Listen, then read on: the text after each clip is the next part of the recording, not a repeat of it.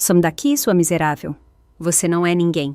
Essas foram as palavras que minha própria filha, Rafaela, me gritou no dia do seu noivado, na frente de todos os convidados. Ela me expulsou da casa dela como se eu fosse lixo. O que ela não sabia é que eu, Matilde, de 70 anos, tinha acabado de vender minha empresa por 34 milhões de reais.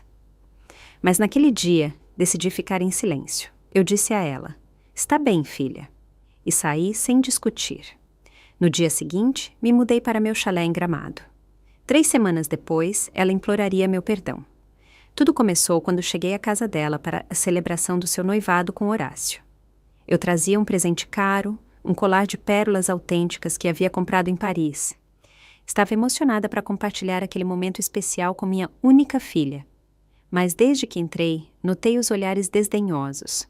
Os convidados sussurravam. Horácio me ignorava completamente e Rafaela agia como se minha presença a envergonhasse. "Mãe, o que você está fazendo aqui?" Ela me perguntou com frieza quando me aproximei para parabenizá-la. "Vim celebrar com você, filha. É seu noivado." Rafaela me olhou de cima a baixo, avaliando meu vestido simples cor de café, meus sapatos gastos. Ela não sabia que debaixo daquela aparência humilde se escondia uma mulher que poderia comprar tudo o que havia naquela sala sem piscar. "Olha, mãe," ela me disse em voz alta para que todos ouvissem. "Este é um evento elegante, gente importante. Você não pode vir vestida como uma faxineira e fingir que se encaixa." As palavras dela me atravessaram como facas. Os convidados começaram a rir disfarçadamente. Horácio se aproximou com um sorriso malicioso. "Matilde, acho que seria melhor você ir embora. Este não é o seu ambiente." Eu permaneci calma, mas por dentro meu coração se despedaçava. "Só queria te dar isso," eu disse, estendendo a caixa com o colar. Rafaela pegou sem sequer abrir. "Obrigada. Mas da próxima vez, consulte antes de vir. Nem todos os eventos são para todas as pessoas." A humilhação era completa. 40 pessoas me olhando como se eu fosse uma intrusa na vida da minha própria filha. Mas o pior ainda estava por vir. Bárbara, a mãe de Horácio, se aproximou com ar de superioridade. "Querida Matilde, entendo que você queira o melhor para Rafaela. Mas deve compreender que agora ela faz parte da nossa família. Uma família com certo status social. Talvez fosse prudente que você mantivesse certa distância." As palavras dela foram a gota d'água. Rafaela assentiu, aprovando sua futura sogra. "Mãe, Bárbara tem razão. Preciso que você entenda seu lugar. Não sou mais a menina que dependia de você. Agora tenho uma vida próspera, um futuro brilhante e, francamente, sua presença me é embaraçosa." Meu mundo desabou naquele instante. Lembrei de todos os anos que trabalhei até a exaustão para lhe dar a melhor educação, os sacrifícios que fiz para que nunca lhe faltasse nada. Vendi meu primeiro apartamento para pagar a faculdade dela. Renunciei a relacionamentos amorosos para me dedicar completamente a ela, e agora ela me tratava como se eu fosse um estorvo.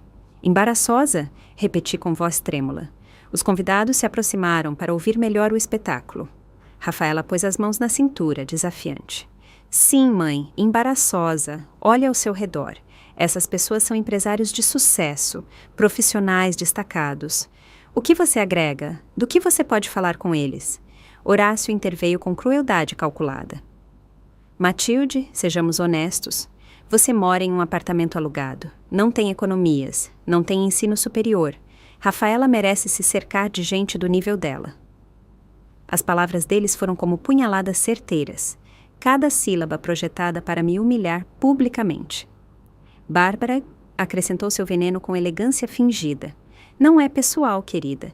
Simplesmente acreditamos que Rafaela precisa focar na nova vida dela sem distrações do passado." A palavra distrações ressoou em meus ouvidos como uma sentença de morte emocional. Rafaela se aproximou de mim com os olhos cheios de desprezo. "Mãe, vou te dizer claramente para você entender de uma vez por todas. Não quero que você venha ao meu casamento. Não quero que você faça parte da minha nova vida. Você é do passado e é lá que deve ficar." O silêncio na sala era ensurdecedor. 40 pares de olhos fixos em mim, esperando minha reação. Senti que minha alma se partia em 1000 pedaços. mas algo dentro de mim, uma voz que havia permanecido adormecida por anos, começou a despertar. Pela primeira vez na minha vida, minha filha havia cruzado uma linha sem retorno. Naquele momento, decidi que nunca mais engoliria meu orgulho. Está bem, filha, eu disse com uma calma que me surpreendeu. Você tem razão, não sou mais parte da sua vida. Peguei minha bolsa, dei meia volta e caminhei em direção à porta. Enquanto saía, ouvi as risadas maliciosas dos convidados e os comentários desdenhosos. Pobre senhora, dizia alguém. Que patético! Acrescentava outra voz. Naquela noite, sozinha no meu apartamento, tomei uma decisão que mudaria tudo para sempre. Naquela noite, sozinha no meu apartamento, chorei como não chorava há décadas, mas entre as lágrimas, algo poderoso despertou dentro de mim. Uma fúria fria, calculada, uma determinação que havia estado adormecida por muito tempo. Fui até minha escrivaninha e abri a gaveta secreta onde guardava os documentos que ninguém conhecia. Extratos bancários, títulos de propriedades, certificados de investimento, 34 milhões de reais esperando uma ordem minha. Rafaela não tinha ideia de quem realmente era sua mãe. Para ela, eu era uma velha pobre e patética, mas a verdade era muito diferente. Durante 40 anos, construí um império financeiro trabalhando nas sombras. Enquanto ela estudava e se divertia, eu investia cada centavo que ganhava.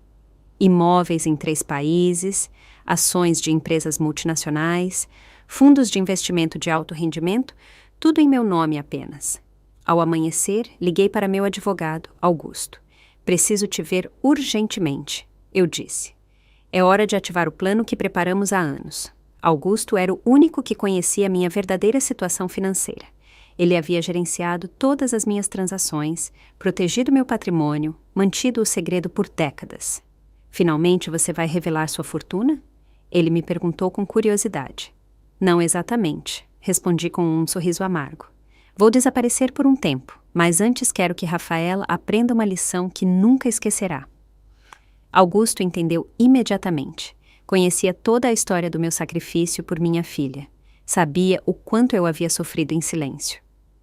Naquela mesma manhã, empacotei apenas o essencial. 3 malas com roupas simples, alguns documentos pessoais e fotografias de Rafaela quando era pequena. O resto deixei exatamente como estava. Queria que parecesse que eu realmente havia partido como uma mulher derrotada e humilhada, mas a verdade era muito diferente. Enquanto empacotava, lembrei do dia em que Rafaela nasceu. Eu tinha 30 anos, era solteira e decidi adotá-la quando ninguém mais a queria. Os primeiros anos foram duríssimos. Trabalhava em 3 empregos para sustentá-la. Estudava à noite para melhorar profissionalmente. Renunciava a toda a vida social para me dedicar completamente a ela. Cada centavo que ganhava se dividia em 2. Metade para nossos gastos básicos, a outra metade para investimentos que assegurariam nosso futuro. Rafaela nunca soube que era adotada. Eu disse a ela que o pai dela havia morrido quando ela era bebê. Ela nunca questionou a história, nunca pediu detalhes, simplesmente aceitou que éramos uma família de 2 pessoas, e eu me dediquei de corpo e alma a ser a melhor mãe que eu pudesse ser. Aparentemente não foi suficiente. Liguei para Elias, meu contador de confiança. Quero que transfira 5 milhões para a conta suíça imediatamente. Eu ordenei. E prepare a documentação para ativar as propriedades europeias. Vou embora por tempo indefinido. Elias havia trabalhado comigo por 20 anos. Sabia que quando eu tomava uma decisão, era final. O que eu faço se Rafaela perguntar por você? Ele me consultou. Diga a ela que a mãe dela era exatamente o que ela pensava, uma mulher sem recursos que foi embora envergonhada. Respondi com frieza. Mas, Elias, mantenha todos os meus ativos protegidos. Pode ser que eu precise deles em breve. Antes de partir, escrevi uma carta que não enviaria imediatamente. Querida Rafaela, durante 70 anos vivi para os outros. Primeiro para meus pais, depois para você. Nunca me perguntei o que queria para mim mesma. Ontem você me deu a resposta. Quero dignidade, quero respeito, e se não posso tê-los com você, os buscarei em outro lugar. Sua mãe, que não é mais um fardo. O táxi chegou às 6 da manhã. Era um Mercedes preto que eu havia contratado para ir diretamente ao aeroporto executivo. Mas antes de partir, fiz uma última ligação. Horácio, eu disse quando ele atendeu, surpreso. Sou Matilde. Só queria te agradecer. Agradecer-me o quê? Ele perguntou confuso. Por me mostrar quem você realmente é e por me mostrar quem é minha filha quando está com você. Desliguei antes que ele pudesse responder. O avião particular me esperava na pista. Destino: Zurique, Suíça. Meu chalé nos Alpes suíços me aguardava como um refúgio silencioso onde eu poderia planejar meu próximo movimento. Mas antes de embarcar, tomei mais uma decisão. Liguei para Maria, a empregada doméstica de Rafaela. Maria, sou Matilde. Você pode me fazer um favor? Maria sempre havia sido gentil comigo, ao contrário da minha própria filha. Claro, dona Matilde, o que precisa? Quero que você observe tudo o que acontece naquela casa durante as próximas semanas. E, se algo importante acontecer, me ligue para este número. Durante o voo, revisei minhas contas bancárias pelo tablet. 34 milhões de reais distribuídos estrategicamente ao redor do mundo. Propriedades em Miami, Buenos Aires, Paris e, claro, meu lindo chalé na Suíça, onde ninguém poderia me encontrar até que eu decidisse reaparecer. Enquanto o avião voava sobre o Atlântico, sorri pela primeira vez em anos. Rafaela havia conseguido exatamente o que queria, se livrar de sua mãe embaraçosa. Mas muito em breve ela descobriria que havia cometido o maior erro de sua vida. O chalé na Suíça era exatamente o que eu precisava, um refúgio perfeito onde ninguém poderia me encontrar até que eu decidisse quando e como retornar. Das janelas, eu podia ver os Alpes cobertos de neve, uma paisagem que me tranquilizava e me dava clareza mental. Eu havia comprado esta propriedade 5 anos atrás como investimento, mas agora ela se tornava meu quartel-general para planejar o que viria depois. A primeira semana dediquei a descansar e processar tudo o que havia acontecido, mas na segunda semana Maria me ligou com notícias que acenderam minha fúria novamente. Dona Matilde, ela me disse com voz preocupada, precisa saber o que está acontecendo aqui. Rafaela está dizendo a todo mundo que a senhora foi embora porque não conseguia manter o estilo de vida dela. Diz que era um fardo econômico e que por isso desapareceu.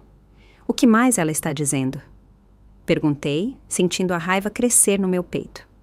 Ela diz que a senhora nunca teve dinheiro guardado, que vivia de empréstimos e que finalmente a realidade essa alcançou. Horácio está contando no trabalho dele que a sogra era uma mulher problemática que não sabia o lugar dela. E Bárbara...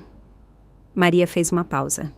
Bárbara está organizando uma festa para celebrar que a senhora não está mais por perto. Minhas mãos tremeram de indignação. Não só me humilharam publicamente, mas agora estavam destruindo minha reputação para parecerem os heróis da história. Rafaela havia transformado minha partida em sua vitória pessoal, e isso não podia ficar assim. Naquela mesma noite, liguei para Augusto. Quero que você investigue tudo sobre Horácio e a família dele.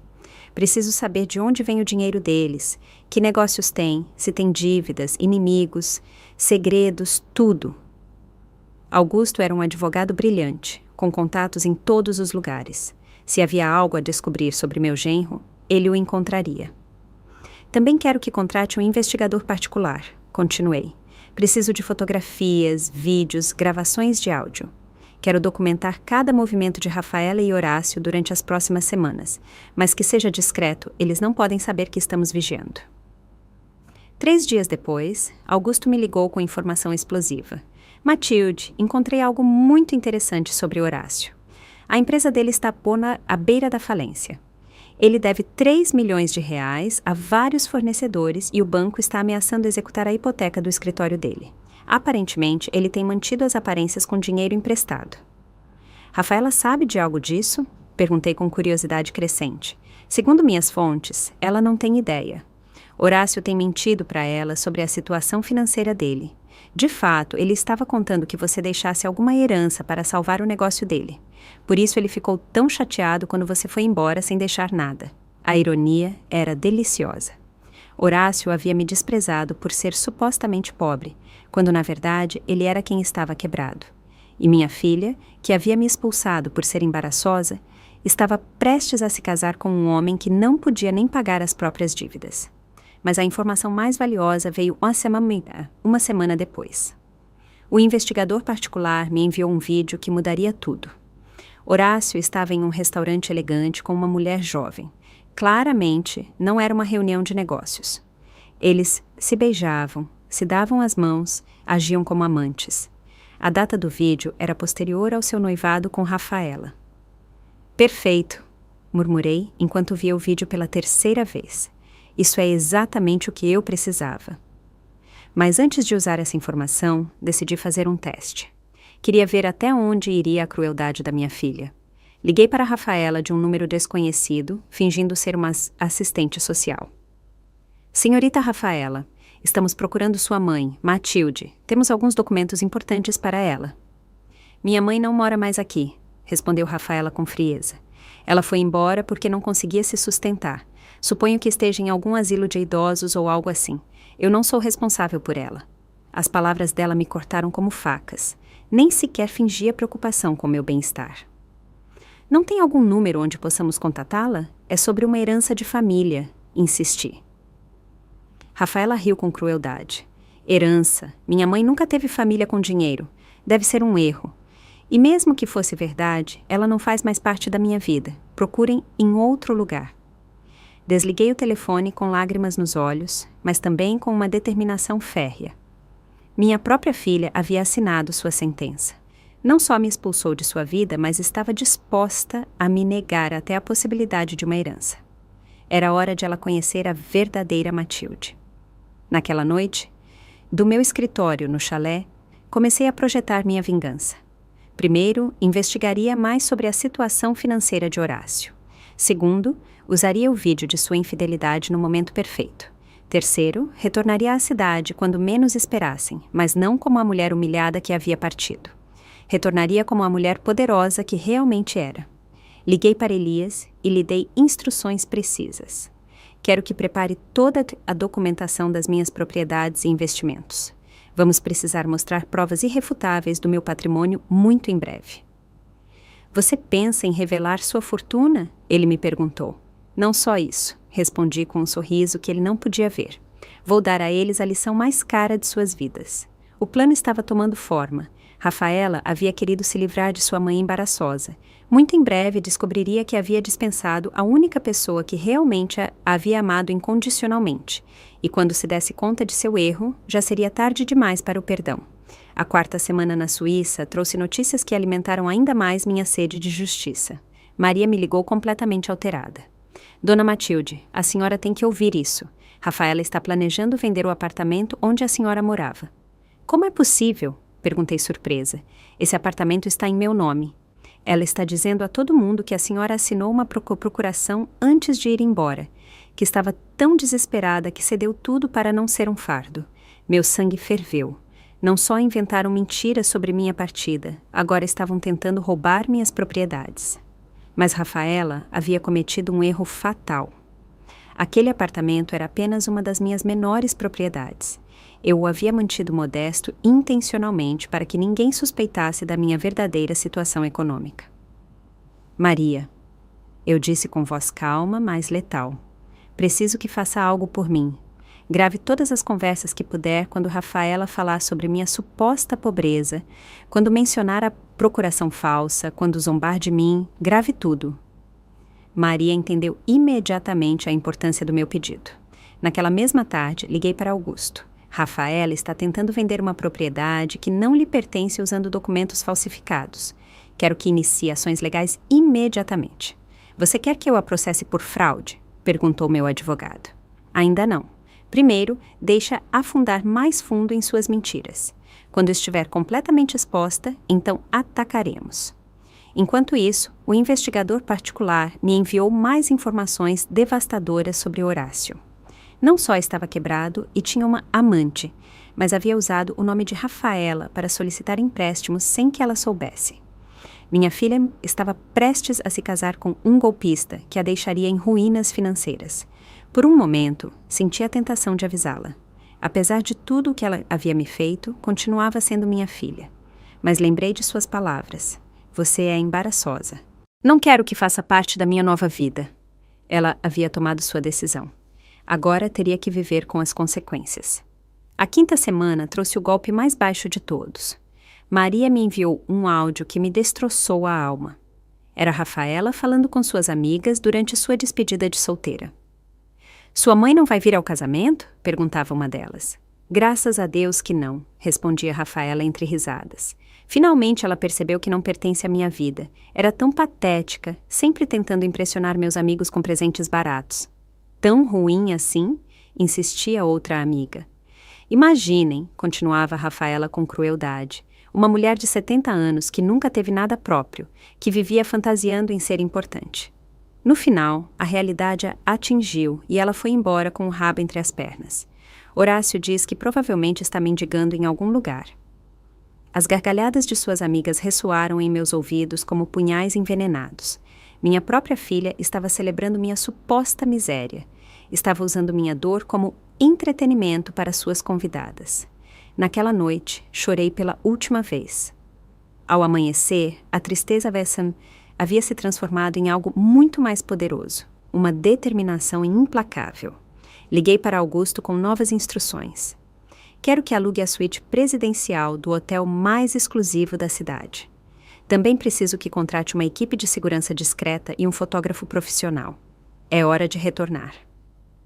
Você tem certeza de que é o momento? Ele me perguntou. Mais do que certa, respondi. É hora de Rafaela conhecer sua verdadeira mãe. Mas antes de viajar, eu tinha que fazer uma preparação especial. Liguei para minha estilista pessoal em Paris. Preciso de uma transformação completa. Cabelo, maquiagem, vestuário. Quero parecer a mulher de sucesso que realmente sou. Também contratei um motorista com um Mercedes último modelo e uma pequena comitiva que me acompanharia para fazer uma entrada memorável. Na sexta semana, enquanto Rafaela ultimava os detalhes de seu casamento, eu ultimava os detalhes da minha vingança. O investigador particular me confirmou que Horácio havia marcado com Rafaela em um cartório para o dia seguinte ao casamento. Aparentemente, ele a faria assinar documentos que a tornariam responsável por todas as suas dívidas. Minha filha não tinha ideia de que estava se casando com sua própria ruína financeira. Você vai avisá-la? Me perguntou Augusto quando lhe mostrei a evidência. Ela tomou sua decisão quando me expulsou de sua vida, respondi friamente. Agora ela vai aprender que as decisões têm consequências e que a mulher que ela desprezava era a única que realmente a protegia. Naquela noite, do meu escritório no chalé, escrevi 3 cartas. Uma para Rafaela, que entregaria no momento perfeito, uma para Horácio, que seria minha declaração de guerra, e uma para Bárbara, que pagaria caro por sua participação em minha humilhação. Cada palavra estava calculada para causar o máximo impacto emocional. O plano estava completo. Retornaria 2 dias antes do casamento. Me instalaria no hotel mais luxuoso da cidade e faria uma série de aparições públicas que deixariam todos de boca aberta. Rafaela havia querido se livrar de sua mãe embaraçosa. Muito em breve se encontraria cara a cara com uma mulher que poderia comprar e vender toda sua nova família sem piscar. Enquanto empacotava minhas melhores joias e vestidos de grife que havia mantido guardados por anos, sorri com antecipação. A pequena Rafaela, que uma vez me chamara de mãe com amor, estava prestes a descobrir que havia cometido o erro mais custoso de sua vida. O retorno à cidade foi exatamente como eu havia planejado. Impactante, elegante e completamente inesperado. O Mercedes preto parou em frente ao Grand Palace Hotel, o mais exclusivo da cidade, enquanto um exército de mensageiros se apressava para atender minha bagagem. Eu desci do carro, completamente transformada. Meu cabelo recém-cortado e penteado pelo melhor estilista de Paris. Um vestido vermelho elegante, que custava mais do que o salário anual da maioria das pessoas, e joias autênticas que brilhavam sob as luzes do hotel. A recepcionista me reconheceu imediatamente como alguém importante, embora não soubesse exatamente quem eu era. Bem-vinda ao Grand Palace, senhora. Sua suíte presidencial está pronta.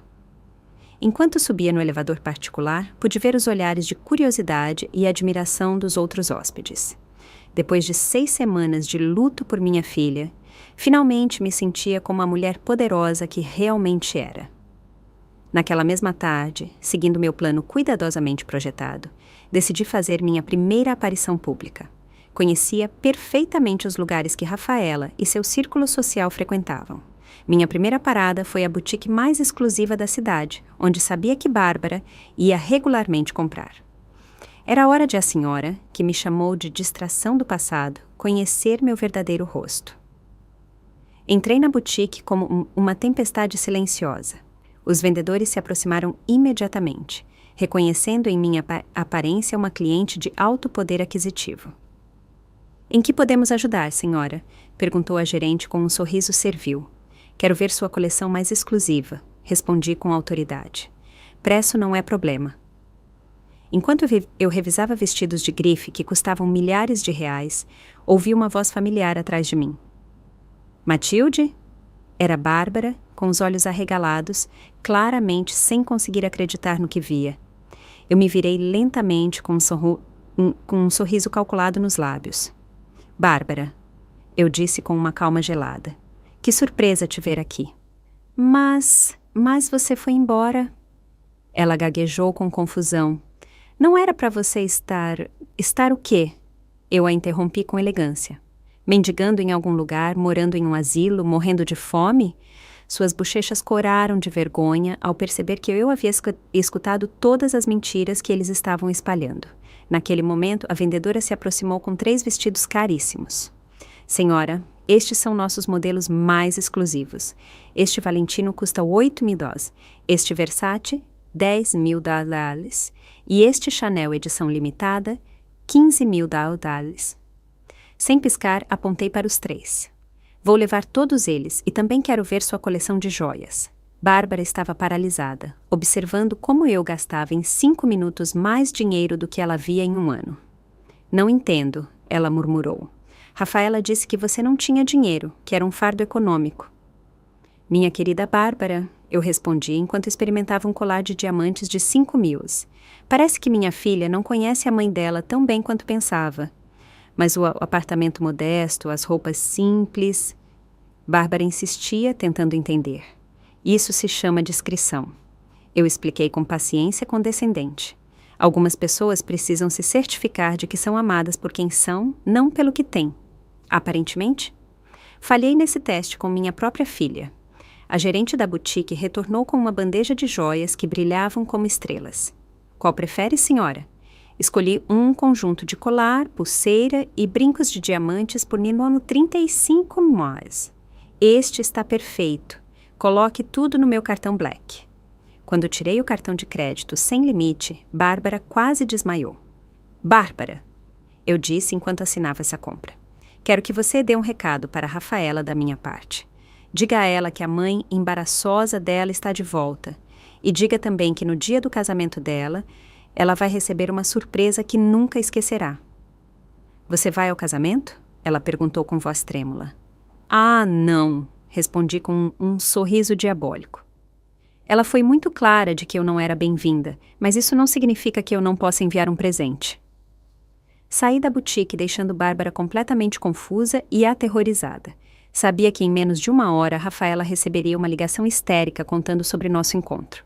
Era exatamente o que eu queria. Que ela soubesse que eu havia retornado, mas que não soubesse quais eram minhas intenções. Naquela noite, da minha suíte presidencial, liguei para Elias. "Estão prontos todos os documentos?" "Completamente", ele me respondeu. "Os títulos de propriedade, os extratos bancários, as gravações de áudio, as fotografias do investigador particular. Tudo está organizado cronologicamente para máximo impacto." "Perfeito. Amanhã é o dia do casamento. É hora de Rafaela aprender quem é realmente sua mãe." Mas antes de dormir, eu tinha mais uma ligação a fazer. Disquei o número de Maria. "Como está a casa?" eu perguntei. "Dona Matilde, estão todos histéricos." Bárbara chegou correndo para contar a Rafaela sobre o encontro na boutique. "Rafaela está furiosa e confusa. Horácio está nervoso. Ninguém entende como a senhora pode se permitir gastar tanto dinheiro. Eles disseram algo sobre cancelar o casamento?" "Não, senhora, mas estão discutindo muito." Rafaela gritou com Bárbara que ela me havia mentido sobre a senhora e Bárbara insiste que não entendia nada. A informação era música para meus ouvidos. O caos havia começado e amanhã seria apenas o primeiro ato de uma peça que teria um final devastador para todos os que me haviam traído. Enquanto olhava as luzes da cidade da minha janela, pensei na menina pequena que uma vez me abraçava e me dizia que eu era a melhor mãe do mundo. Essa menina havia desaparecido, substituída por uma mulher cruel que me havia expulsado como lixo. Amanhã, essa mulher pagaria o preço de sua ingratidão. O dia do casamento amanheceu perfeito para meus planos. Enquanto Rafaela se preparava para o que acreditava ser o dia mais feliz de sua vida, eu ultimava os detalhes do que se tornaria seu pior pesadelo. Da minha suíte presidencial, coordenei cada movimento como um general preparando uma batalha decisiva. A guerra havia começado e eu tinha todas as armas. Minha primeira ação foi enviar um presente especial à igreja, um arranjo floral espetacular de orquídeas brancas, com um cartão que dizia: para Rafaela, no dia mais importante de sua vida. Com amor, a mãe que não é mais um fardo. Sabia que essas palavras a deixariam nervosa, mas isso era apenas o aperitivo do que viria depois. Enquanto Rafaela se vestia em seu quarto, eu me preparava para minha grande entrada. O vestido que eu havia escolhido era uma obra de arte, um Armani preto elegantíssimo que custava mais do que o orçamento total do casamento dela. As joias que complementavam o traje valiam o mesmo que uma casa. Cada detalhe havia sido calculado para mostrar poder, elegância e dignidade recuperada. Às 14 horas, quando a cerimônia já havia começado, coloquei em prática a segunda fase do meu plano. Liguei para Augusto. É hora da coletiva de imprensa, eu disse. Você tem certeza? Ele me perguntou. Depois disso, não haverá volta. Estou mais do que certa, respondi. É hora de a cidade inteira conhecer a verdade sobre a família perfeita de Rafaela. A coletiva de imprensa foi realizada no salão principal do hotel, exatamente no mesmo horário da cerimônia religiosa. Jornalistas dos principais veículos haviam chegado, atraídos pela promessa de uma revelação explosiva sobre um dos casamentos mais comentados da temporada social. Quando entrei no salão, o silêncio foi absoluto. Minha transformação era tão radical que muitos não me reconheceram inicialmente. Meu nome é Matilde. Comecei com voz firme e clara.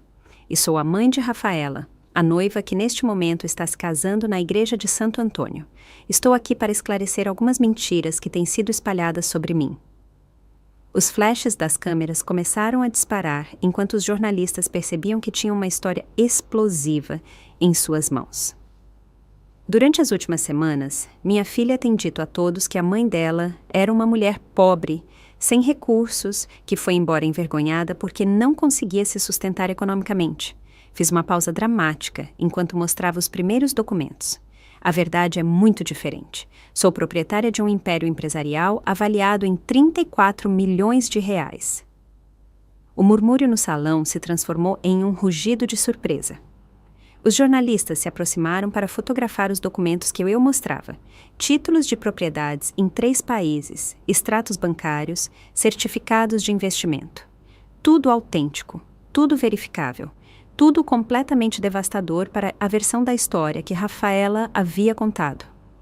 Minha filha me expulsou de sua vida porque tinha vergonha de ter uma mãe que, segundo ela, não tinha o status social adequado.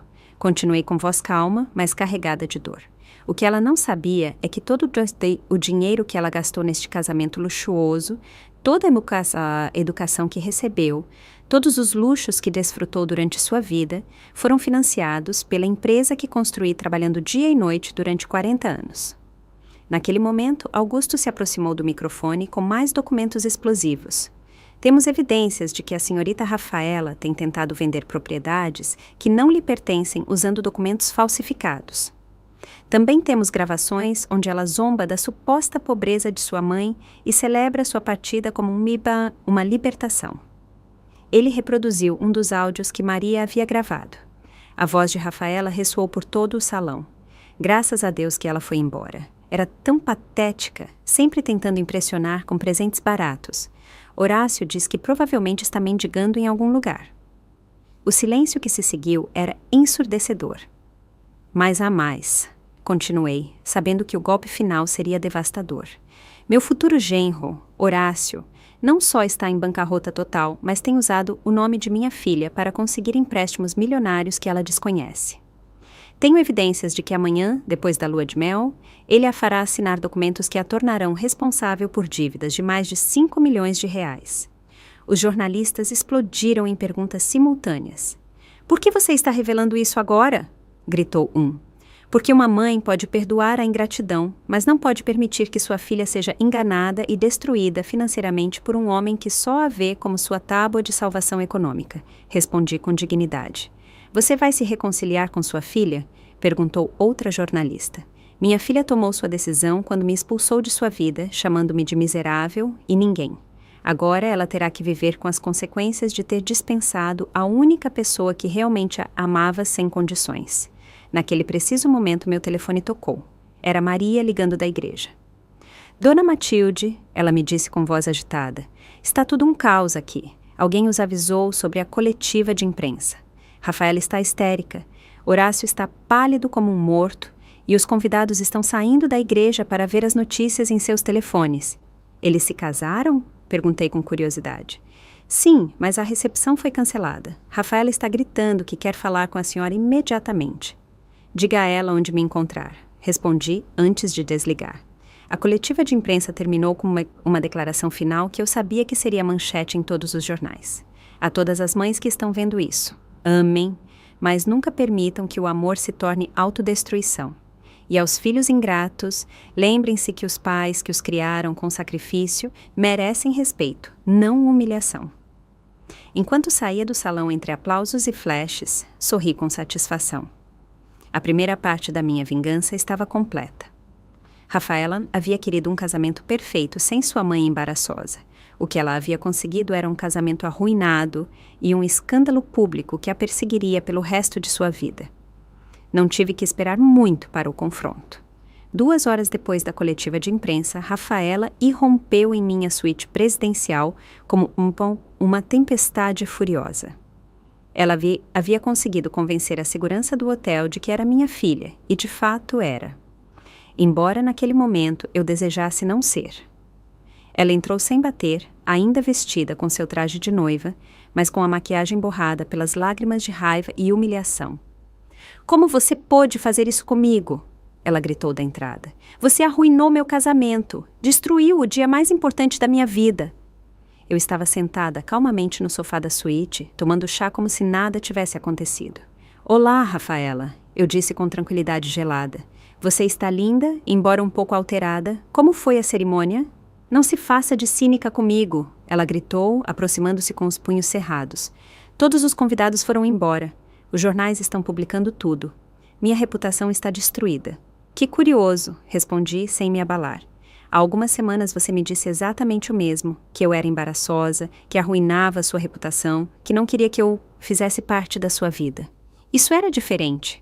Diferente? Como? Eu a interrompi, levantando-me pela primeira vez. Diferente porque quando você me humilhou na frente de 40 pessoas estava tudo bem, mas quando eu digo a verdade na frente de 40 jornalistas está errado. Minha voz se manteve calma, mas meus olhos ardiam com uma fúria contida durante décadas. Rafaela ficou sem palavras por um momento, processando que pela primeira vez em sua vida sua mãe não estava se desculpando nem implorando perdão. Você é minha mãe, ela disse finalmente, como se isso explicasse tudo. Era para você me proteger, não me trair. Exato, respondi com um sorriso amargo. Eu sou sua mãe e durante 30 anos eu te protegi, sacrifiquei tudo. Renunciei à minha própria felicidade pela sua. E como você me pagou? Me expulsando como lixo. Mas o dinheiro, ela gritou desesperada. Por que você nunca me disse que tinha dinheiro? Porque eu queria que você me amasse por quem eu era, não pelo que eu tinha. Eu respondi com tristeza genuína. Queria ter certeza de que nosso amor fosse real, não comprado. Aparentemente, me enganei em ambas as coisas. Naquele momento, Horácio apareceu na porta, suando e com cara de pânico total. Matilde, ele disse com voz trêmula. Precisamos conversar. Tudo isso é um mal-entendido gigante. Ah, o noivo, eu disse com sarcasmo. O homem que me disse que não era meu ambiente, que me sugeriu que eu fosse embora porque era um fardo para minha própria filha. Eu não sabia, ele começou a balbuciar. Não sabia que eu tinha dinheiro, é verdade. Eu o interrompi. Mas você sabia que estava quebrado. Sim, sabia que tinha uma amante. E sim, sabia que planejava usar minha filha para salvar seu negócio em bancarrota. Horácio ficou branco como papel. Do que você está falando? Tirei meu telefone e reproduzi o vídeo do investigador particular. Horácio beijando apaixonadamente outra mulher no restaurante elegante. Você reconhece esta mulher? Perguntei com frieza. Porque, segundo minhas investigações, você tem se deitado com ela durante todo o seu noivado com Rafaela. Rafaela se virou para seu recém-marido com os olhos arregalados. É verdade? Ela perguntou com voz quebrada. Horácio tentou negar, mas eu continuei com a evidência. Também tenho aqui os documentos que você planejava fazê-la assinar amanhã. Contratos que a tornariam responsável por seus 5 milhões de reais em dívidas. Isso é mentira! Gritou Horácio desesperado. São documentos falsificados. Falsificados? Perguntei com um sorriso diabólico. Augusto, por favor, entre. Meu advogado apareceu na porta com uma pasta cheia de papéis. Horácio, disse Augusto com voz profissional. Estes documentos foram obtidos diretamente do seu tabelião. Estão completamente autenticados. Rafaela desabou em uma cadeira, finalmente entendendo a magnitude do que havia feito. Não só havia expulsado sua mãe milionária, mas havia se casado com um golpista que planejava arruiná-la financeiramente. Não pode ser, ela murmurou uma e outra vez. Isso não pode estar acontecendo. Ah, mas há mais. Continuei sem piedade. Horácio, conte à sua esposa sobre os empréstimos que você solicitou usando o nome dela como aval. Conte a ela sobre a hipoteca que você colocou sobre o apartamento que ela pensa que é dela. Conte a ela sobre as dívidas com a máfia que você tem que pagar antes do fim do mês. Horácio ficou mudo, confirmando com seu silêncio cada uma das minhas acusações. Rafaela o olhou com horror crescente. Tudo é verdade? Ela perguntou a ele. Tudo o que minha mãe disse é verdade? Rafaela, eu posso explicar. Ele começou, mas ela o interrompeu com um tapa que ressoou por toda a suíte. Você me usou? Ela gritou. Você mentiu para mim. Eu me casei com um mentiroso e um golpista. Como você se casou com um homem que desprezava sua mãe? Acrescentei com calma. As decisões têm consequências, querida filha, e você decidiu acreditar nele em vez de me defender. Rafaela se virou para mim com lágrimas de desespero. Mãe, me desculpe, eu errei. Me perdoa, por favor. Podemos consertar isso? Podemos? Perguntei com curiosidade genuína. Como quando eu te supliquei para não me expulsar da sua vida? Como quando te roguei para me permitir estar no seu casamento? Você se lembra do que me disse? Você não faz mais parte da minha vida. Você é do passado e é lá que deve ficar. Eu não sabia, ela gritou desesperada. Não sabia que você tinha dinheiro. E aí está o problema, eu respondi com tristeza infinita. Seu amor por mim dependia da minha conta bancária. Quando você pensou que eu era pobre, você me jogou fora. Agora que sabe que sou rica, você me quer de volta. Isso não é amor, Rafaela. Isso é conveniência. O silêncio que se seguiu foi devastador. Pela primeira vez em sua vida, Rafaela se enfrentava às consequências reais de suas ações. Havia perdido sua mãe, havia se casado com um golpista e sua reputação estava destruída publicamente. Tudo por ter escolhido o dinheiro e o status sobre o amor incondicional. Rafaela ficou sentada na cadeira por vários minutos, processando a devastação completa de sua vida. Horácio havia tentado escapar, mas Augusto havia discretamente chamado a segurança do hotel e a polícia. As acusações por fraude e falsificação de documentos já estavam em processo. Minha vingança estava sendo mais perfeita do que eu havia imaginado, mas ainda não havia terminado. Mãe, disse Rafaela finalmente com voz quebrada.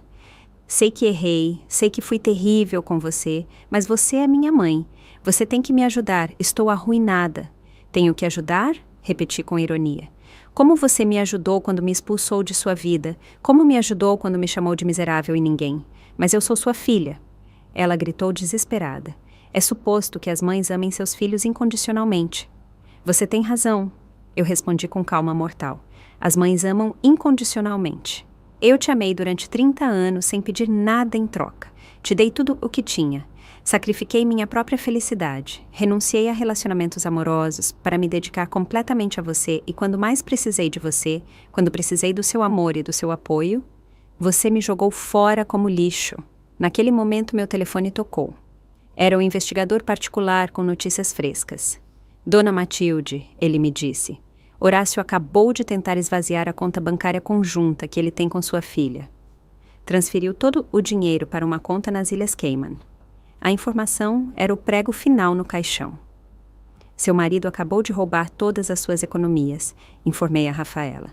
Ele as transferiu para uma conta offshore há 10 minutos. Rafaela ficou verde, literalmente. O quê? Sim, querida. O homem que você escolheu sobre sua mãe, o homem pelo qual você me humilhou publicamente, acabou de te deixar sem um centavo. Horácio, que havia estado calado, esperando uma oportunidade para escapar, finalmente explodiu. Isso é culpa sua. Ele me gritou, apontando o dedo para mim. Tudo estava perfeito até você aparecer com suas mentiras. Minhas mentiras? Perguntei com uma gargalhada fria. Qual parte era mentira? Os 34 milhões de reais? Sua bancarrota? Sua amante? Os documentos falsos? Tudo o que eu disse tem provas verificáveis. Você arruinou minha vida.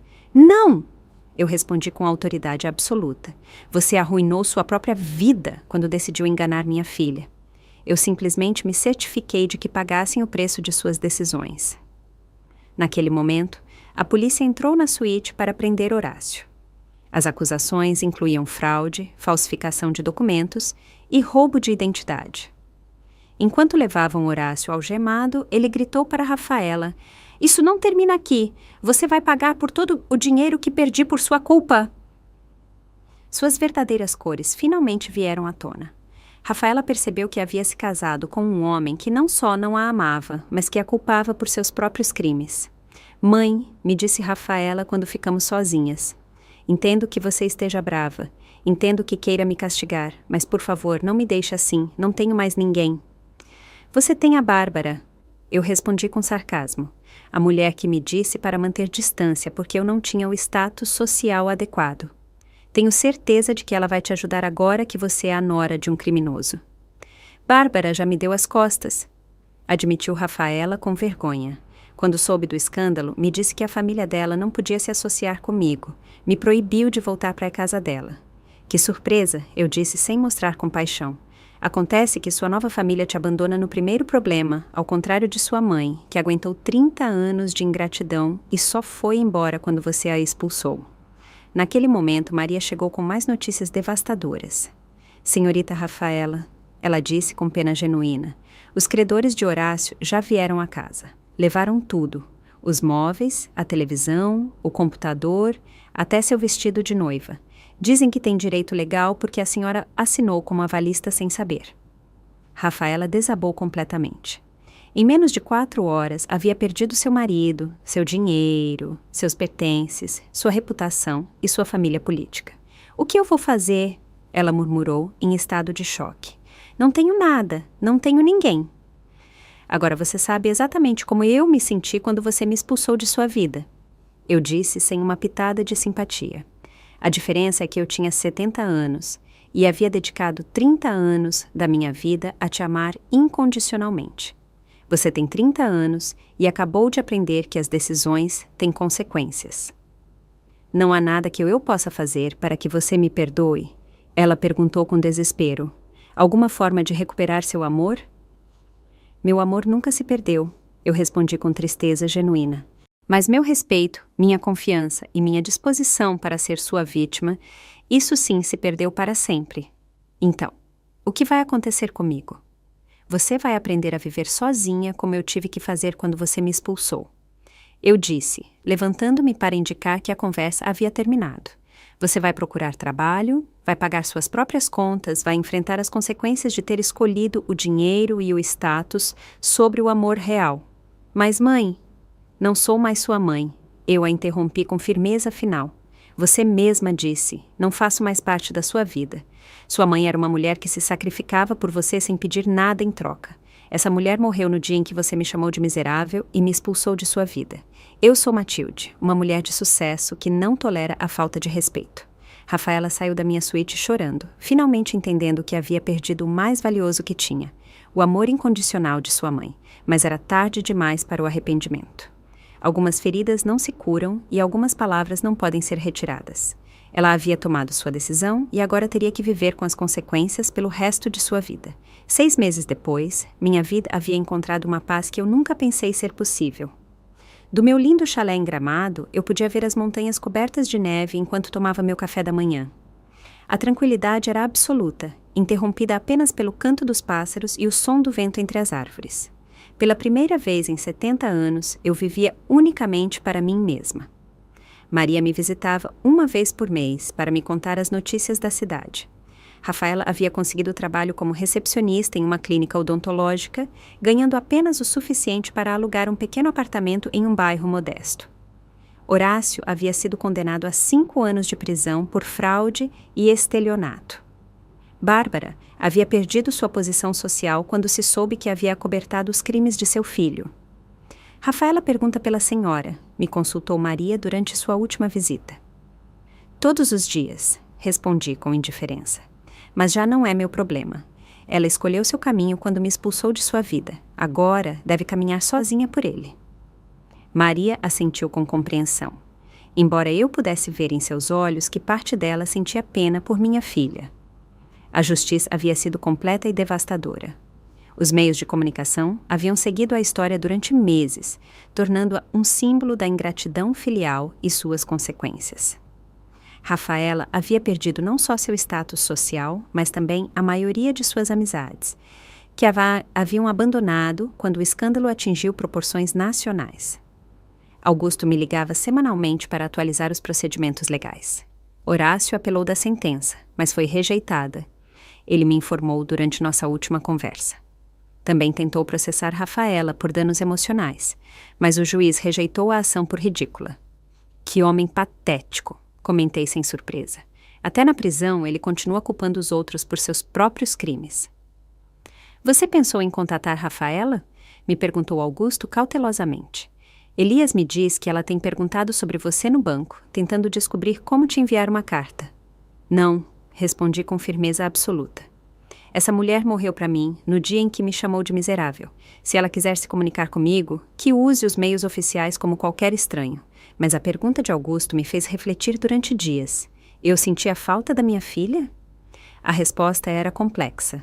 Sentia falta da menina pequena que um dia foi, da adolescente que me abraçava quando tinha pesadelos, da jovem que me chamava de sua melhor amiga, mas a mulher cruel que me havia expulsado como lixo, essa eu não sentia falta alguma. Uma tarde, enquanto organizava minhas fotografias de família, encontrei uma carta que Rafaela havia me escrito quando tinha 8 anos. Querida mamãe, dizia com letra infantil, você é a melhor mãe do mundo. Quando eu crescer, quero ser como você, forte, trabalhadora e amorosa. Eu te amo mais que as estrelas e a lua juntas. As lágrimas correram por minhas bochechas enquanto eu lia aquelas palavras inocentes. Naquela noite, escrevi em meu diário. A menina que escreveu essa carta teria defendido sua mãe contra qualquer um, teria valorizado o sacrifício e o amor acima do dinheiro e do status. Mas essa menina cresceu e se tornou uma mulher que escolheu a crueldade sobre a compaixão. Não posso perdoar a mulher por amor à menina que um dia foi. Elias me visitou no outono com notícias financeiras e algo mais. Matilde, ele me disse, excitado. Rafaela tentou me contatar. Quer saber se há alguma possibilidade de reconciliação. Diz que entende completamente o que fez de errado e que está disposta a fazer qualquer coisa para recuperar seu amor. Qualquer coisa? Perguntei com ironia. Inclui viajar no tempo para não ter me chamado de miserável? Ela está destruída, insistiu Elias. Fisicamente, emocionalmente, economicamente. Perdeu peso. Parece 10 anos mais velha e, segundo Maria, chora todos os dias. Bom, respondi com uma frieza que me surpreendeu. Agora ela sabe exatamente como eu me senti durante 6 semanas, quando pensei que havia perdido minha única filha por ingrata. O primeiro aniversário da minha partida passei em Paris, comprando arte para minha nova galeria particular. Enquanto caminhava pelo Louvre, pensei em todas as vezes que havia sonhado em viajar, mas havia renunciado a esses sonhos para pagar a educação de Rafaela. Agora eu tinha 71 anos, era multimilionária e, finalmente, podia fazer tudo o que havia adiado por ser mãe.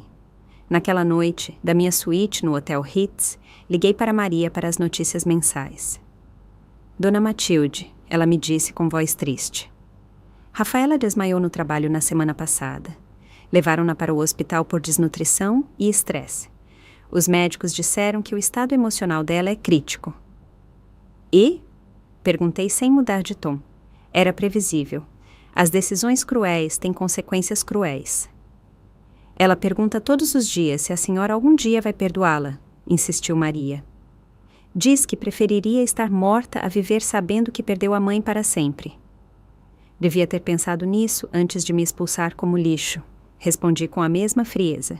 Eu também preferi estar morta durante semanas, depois da traição dela. A diferença é que eu não merecia essa dor. Ao desligar, fui para a varanda da minha suíte e olhei as luzes de Paris, a cidade do amor, ironias da vida. Eu havia encontrado paz, prosperidade e dignidade, mas havia perdido para sempre a ilusão do amor incondicional de uma filha.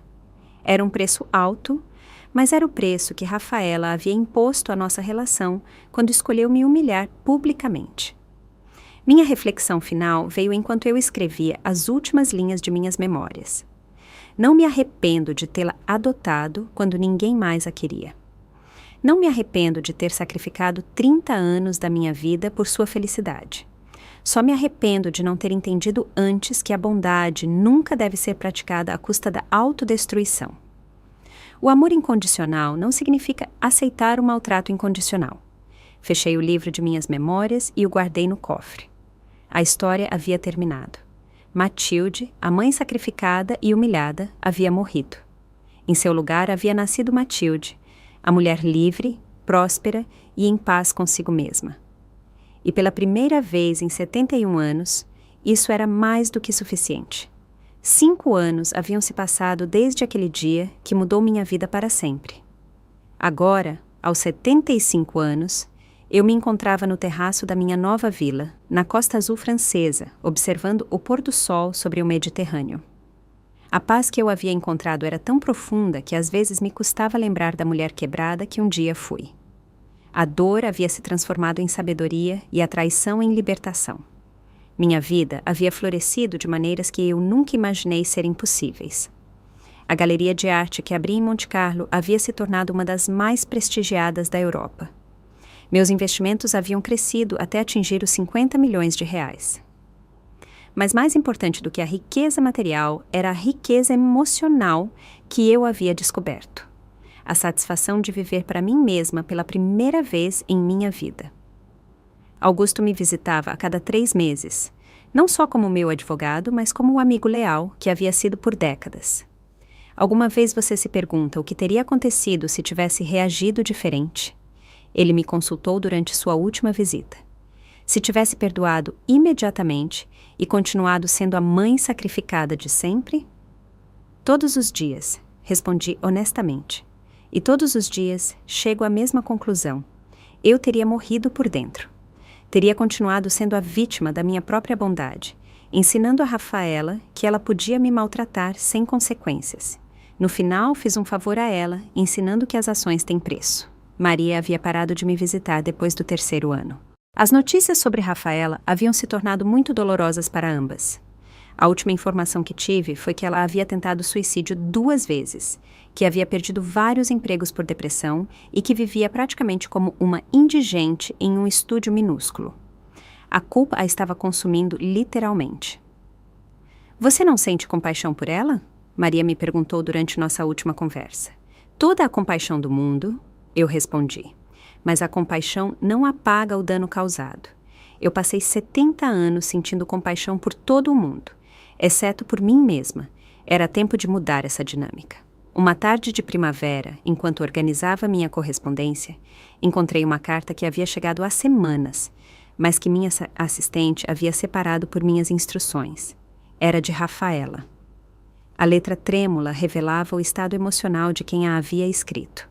Abria pela primeira vez em 5 anos, mais por curiosidade do que por nostalgia. Querida mamãe, começava, sei que não tenho o direito de te escrever depois de tudo o que te fiz. Sei que perdi para sempre o privilégio de te chamar assim, mas preciso que saiba que não passa um dia sem que eu me arrependa de cada palavra cruel que te disse. Entendo que me odeie, eu também me odeio. Continuei lendo com uma mistura de tristeza e frieza. Perdi tudo. Meu casamento, meu dinheiro, meus amigos, minha saúde, minha dignidade. Mas o pior é ter perdido seu amor. Prefiro a pobreza e a solidão a viver sabendo que destruí a relação mais pura e valiosa da minha vida. Não te peço perdão porque sei que não o mereço. Só queria que soubesse que sua filha morreu no dia em que te chamou de miserável. As últimas linhas me estremeceram. Se algum dia você sentir curiosidade para saber o que aconteceu com a menina que um dia te amou mais que a própria vida, procure-me no cemitério, porque a mulher que te traiu já não pode viver com o peso do que fez. Eu te amo, mamãe. Me perdoa na outra vida. Pela primeira vez em 5 anos, senti algo parecido com pânico. Liguei imediatamente para Augusto. Preciso que encontre Rafaela urgentemente. Eu disse com voz trêmula. Acho que ela vai se machucar. Você quer que eu a ajude? Ele me perguntou surpreso. Não, respondi depois de uma longa pausa. Quero que se certifique de que ela receba atenção psicológica profissional, mas de forma anônima. Naquela noite, não consegui dormir. A carta havia despertado algo que eu acreditava completamente morto, o instinto maternal. Não amor romântico pela mulher que me havia traído, mas compaixão por uma criatura humana que estava sofrendo as consequências de suas próprias decisões. Era a diferença entre amar e ter piedade. Augusto me ligou 2 dias depois. Nós a encontramos a tempo, ele me informou. Ela estava no hospital depois de outra tentativa. Nós a transferimos para uma clínica psiquiátrica particular de excelente reputação. Os custos estão cobertos por uma doação anônima, como você solicitou. Ela vai se recuperar? Perguntei. Os médicos são otimistas, mas dizem que ela precisa de anos de terapia intensiva. Ela quer te ver desesperadamente, mas eu expliquei que a benfeitora anônima prefere se manter em segredo. Bem, respondi com alívio. Não estou pronta para isso, e talvez nunca esteja. 6 meses depois, Augusto me trouxe notícias encorajadoras. Rafaela está respondendo bem ao tratamento. Ela aceitou sua responsabilidade completa na destruição de sua vida. Não culpa ninguém mais, nem mesmo Horácio. Os psicólogos dizem que é o primeiro passo para uma recuperação real. Ela perguntou por mim? Perguntei. Só uma vez, quando disseram a ela que alguém estava pagando o seu tratamento. Ela perguntou se era você. Quando disseram que não podiam revelar essa informação, ela respondeu: não importa quem seja, minha mãe já fez o suficiente por mim durante 30 anos, e isso eu tenho que superar sozinha. Suas palavras me tocaram a alma. Pela primeira vez em 5 anos, Rafaela estava demonstrando a maturidade e a humildade que eu sempre esperei dela. Mas era tarde demais para a reconciliação.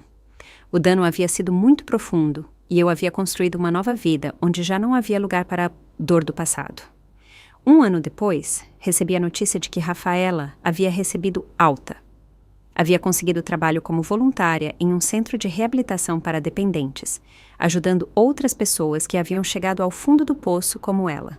Segundo os relatos, era uma trabalhadora dedicada que nunca falava de seu passado, mas que tinha uma compaixão especial por aqueles que haviam perdido suas famílias por suas próprias ações. Você alguma vez vai contatá-la? Me perguntou Augusto durante um de nossos jantares. Não, respondi com certeza absoluta. Ela aprendeu a lição dela. Eu aprendi a minha. Somos 2 mulheres diferentes agora. O amor que um dia nos uniu morreu com as palavras que ela me disse naquele dia, enquanto escrevo estas linhas finais em meu diário, aos 76 anos. Posso dizer com honestidade que não me arrependo de nada, nem de ter amado incondicionalmente durante 30 anos, nem de ter cortado esse amor quando ele se tornou autodestrutivo. Aprendi que o perdão nem sempre significa reconciliação e que amar alguém, às vezes, significa deixá-lo ir para sempre. Rafaela e eu vivemos agora em mundos paralelos. Ela reconstruindo sua vida das cinzas de seus erros. Eu desfrutando a vida que me restava sem cargas emocionais do passado. Ambas havíamos aprendido lições valiosas. Ela, que as palavras têm poder para destruir para sempre. Eu, que nunca é tarde demais para escolher a si mesma. O amor maternal não havia morrido completamente, apenas havia se transformado em algo mais sábio. A capacidade de amar à distância, sem permitir que esse amor se convertesse novamente em vulnerabilidade. No final, a melhor lição que pude dar à minha filha foi ensiná-la que, Mesmo o amor mais puro tem limites que não podem ser cruzados sem consequências permanentes. E chegamos ao fim de mais uma história da vida com Vozes de Maria. Se você gostou da minha história, pode me apoiar enviando uma doação para que eu escreva mais histórias. Desde já, muito obrigada. E você? O que teria feito no lugar dessa pessoa? Me conta nos comentários.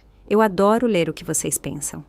Para mais histórias de vida como essa, não esqueça de curtir o vídeo e se inscrever no Vozes de Maria. No meu canal, muitas outras histórias te esperam. Com carinho, até a próxima!